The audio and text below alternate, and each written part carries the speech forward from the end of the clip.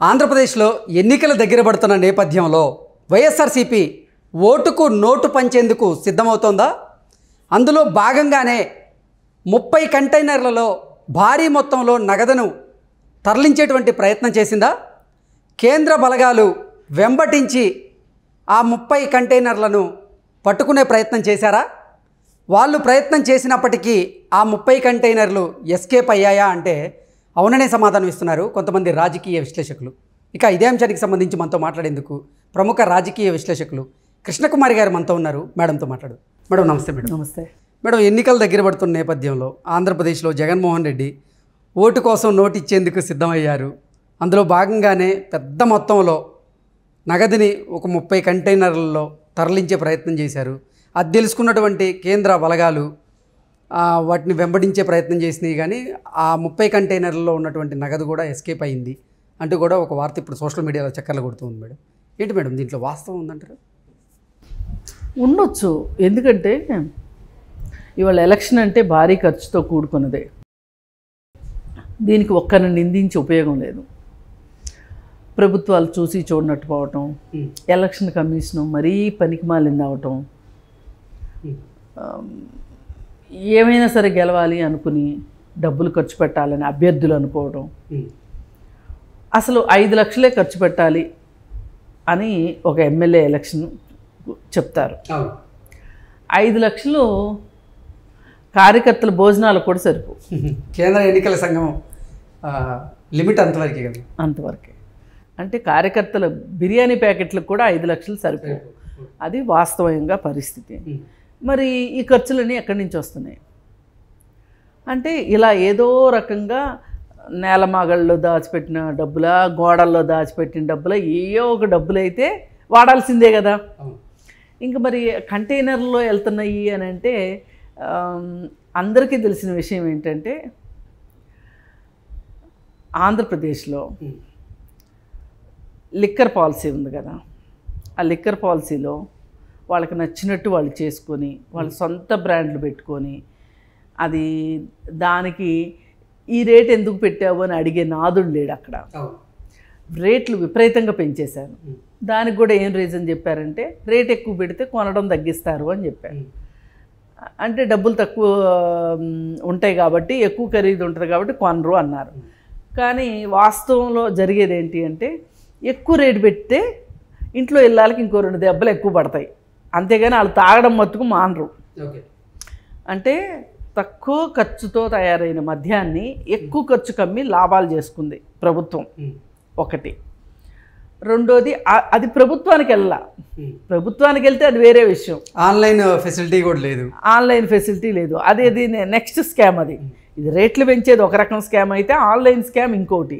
అయితే ఇప్పుడు ఈ ధరల స్థిరీకరణ ఎవరు చేయాలి? ఇప్పుడు ఇది తయారవటానికి ఇన్ని డబ్బులే అవుతాయి. నువ్వు లాభాలు వేసుకో, ఇంకోటి వేసుకో, ఎన్ని వేసుకున్నా కానీ 30 రూపాయలకి తయారయ్యే వస్తువుని నువ్వు 90 రూపాయలకి అమ్ముతున్నావు అంటే దీని గురించి అడగగలిగిన వాళ్ళు, అడగాల్సిన వాళ్ళు ఎవరైతే ఉంటారో వాళ్ళందరూ గప్చిప్ సంబారబుడ్డి. కేంద్ర పెద్దలు అయితేనేవి, ఇక్కడ ఎవరైనా సరే, లోకల్ వాళ్ళు కావచ్చు, ఎవరన్నా కానీ వాళ్ళు ఏమీ మాట్లాడట్లా. దాంతో ధరలు ఇష్టారాజ్యంగా ఉన్నాయి. ఇండియా మొత్తం మీద మద్యం ఖరీదు ఆంధ్రప్రదేశ్లోనే ఎక్కువ. దీని గురించి ఎవరో మాట్లాడారని మద్యం తాగే వాళ్ళ మీద వీళ్ళకి ఇంత ఇష్టం ఏంటి, వాళ్ళకి వత్తాసు బలుకుతున్నారు అన్నారు. మద్యం తాగే వాళ్ళకి వత్తాసు కాదు, ఇవి ఎవరి జేబుల్లోకి వెళ్తున్నాయో అనేదే బాధ తప్పితే కస్టమర్ జేబుకు చిల్లు పడుతుంది అనేది వాస్తవం. అంటే వీళ్ళ ఉద్దేశం ఏంటంటే తాగబోతోడు డబ్బులు ఖర్చు అయితే మీకేంటి బాధ, వాడి గురించి కూడా మీరేనా బాధపడేది అని మాట్లాడిన వాళ్ళు ఉన్నారు. కానీ అవి ఏమన్నా ప్రభుత్వానికి వెళ్ళినాయి అంటే అది లేదు. సరే, ఇంకొకటి రెండోది, ఒక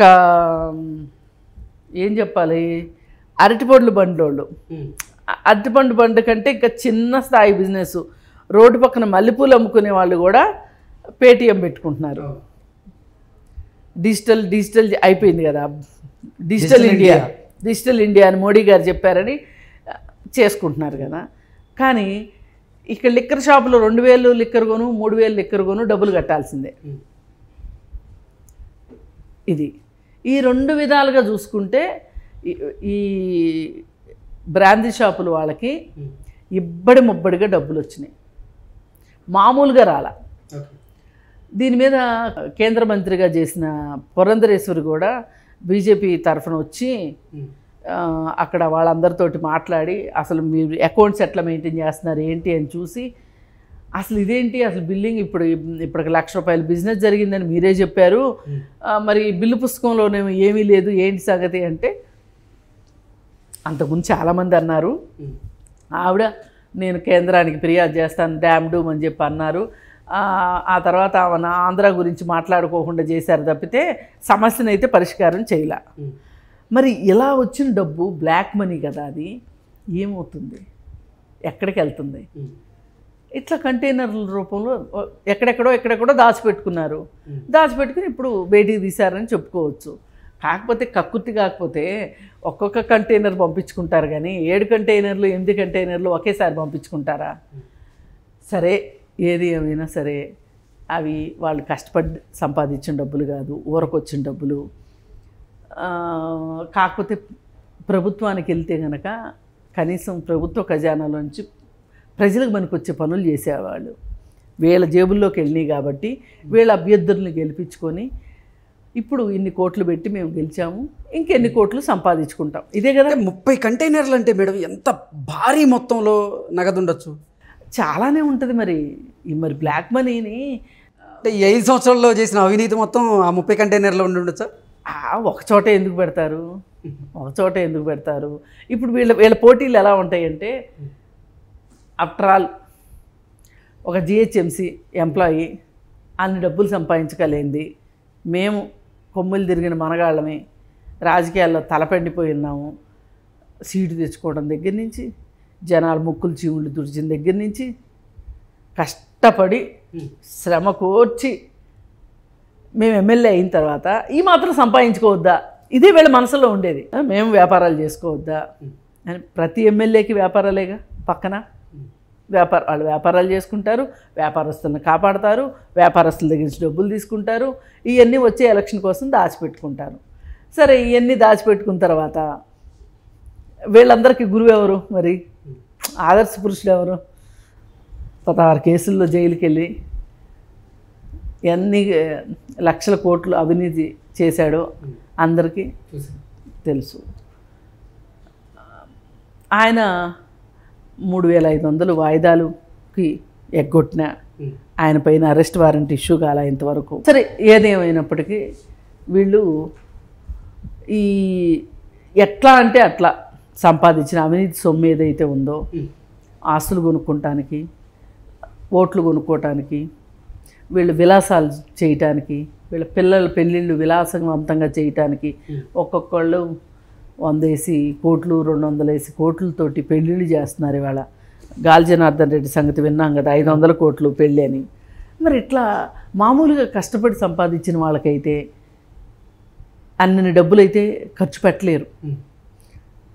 రక్తం ఒడిసి సంపాదించిన డబ్బులైతే ఖర్చు పెట్టలేరు.